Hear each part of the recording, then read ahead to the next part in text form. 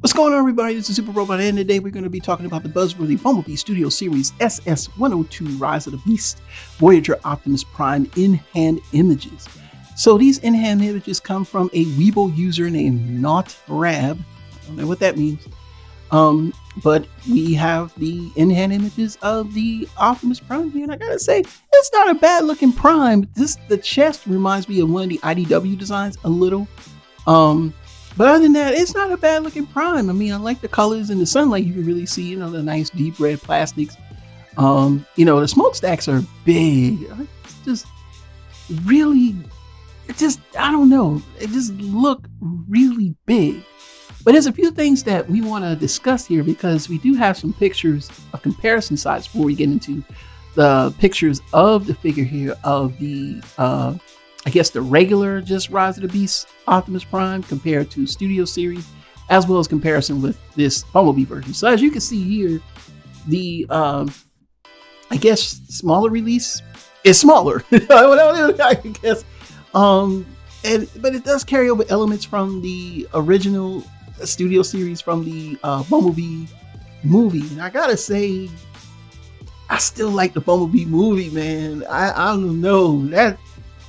Yeah, there's a lot that was done with the legs. The legs is probably one of the biggest issues, but I dig that mode, man. But he is smaller in height, the SS-38 compared to the SS-102. So Bumblebee movie Prime is basically, a little bit shorter, a little more wider. The new one, Rise of the Beast, is a little more slimmer. But it's just it's just a little exaggerated there. But I'll make a full comparison when I get them in my hands. And I did pre-order from Target.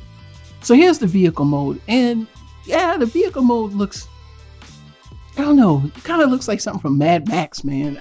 You know what I'm saying? Like, the windows on the side are small. The windows on the front, are covered by those silver things. And it's got the grill cage and everything. And now, when you look at his truck mode, it does look good unless Scourge's truck mode. Now, Scourge's truck mode is like a drag truck. They do have those. I've got a few of those in the premium Hot Wheels line.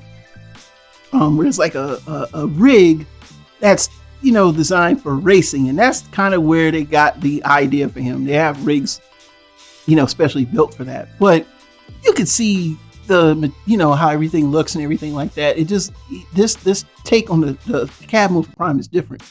But I do like the robot mode, and I also like the fact that we're gonna get the ability to change out the fist and weapons and things like that. So yeah, that looks pretty good. And from the back, he still almost has the same pattern on his back as the Studio Series, the regular Studio Series 38.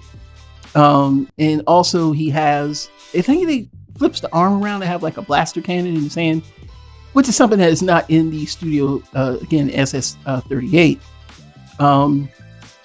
I like the proportions a little better on this one. I also like the legs, because the legs on Studio Series 38 always give me a problem with the upper body is pretty cool, but this does look more refined, but it isn't a stark contrast like it was from the 2007 Transformers movie to the 2009 Dark of the Moon, where they went from fugly to something that was beyond masterpiece for a regular leader class toy.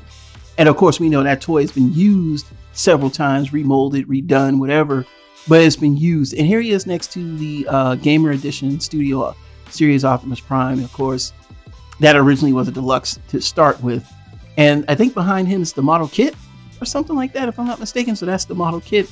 Here he is standing next to Scourge, and yeah, they're looking pretty good. They're looking tight. I'm digging it.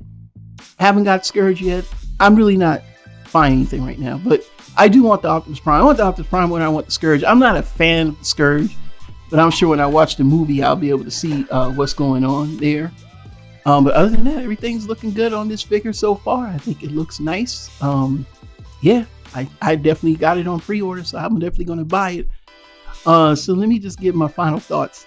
I think this is a good looking figure. I think that you will be pleased with this figure. I don't think there would be any issues.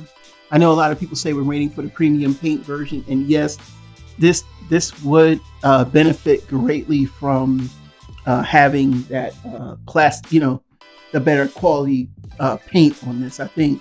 But they're gonna save that for a premium release. So but get your pocketbooks ready for when that happens, or wallets or whatever, because I know some of y'all. But anyway, me personally, I'm fine with this one. Like I said, I don't delve into the movies like that because to me, I'm not into the movies. I'm sorry for some of y'all.